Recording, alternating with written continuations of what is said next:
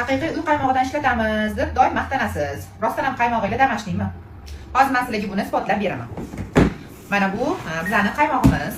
Har kuni shunaqa chelakdagi qaymoqlardan kamida 12 ta chelak keladi bizga. Hozir mana sizlarga ochib ko'rsataman. Mana haqiqiy uy qaymog'i. Ko'rasizlar, ko'piklari bor. Mana damashniy qaymoq.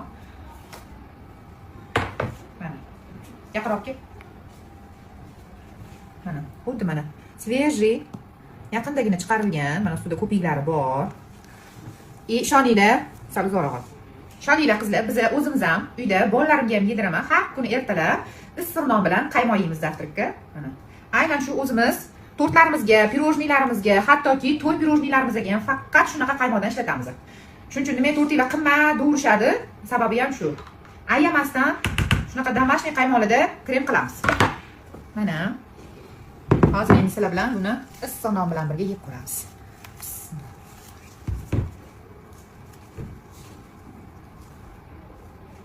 Ushoq tushmasin. Mana ko'rasizlarmi? Suyuqroq bo'ladi. Mana haqiqiy uy qaymog'i. Xohlasanglar, do'konga ham shu qaymoqdan jo'natib qo'yaman. Zavtrakka olib bemalol yesanglar bo'ladi. Shunaqa qilgan bo'ladi. Dishchalarga solib. Esingizda qaymoq chiqolib bo'lib ketarmi? Mana mazasi zo'r.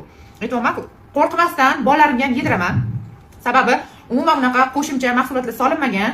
Haqiqiy damashniy qaymoq, faqatgina bizga sal kremimiz yaxshi chiqishi uchun shunaqa suyuqroq qilib berishadi. Spetsialniy faqat bizga ishlaydigan qaymoqchilar bular. Esingizda kimni olishim aytmayman.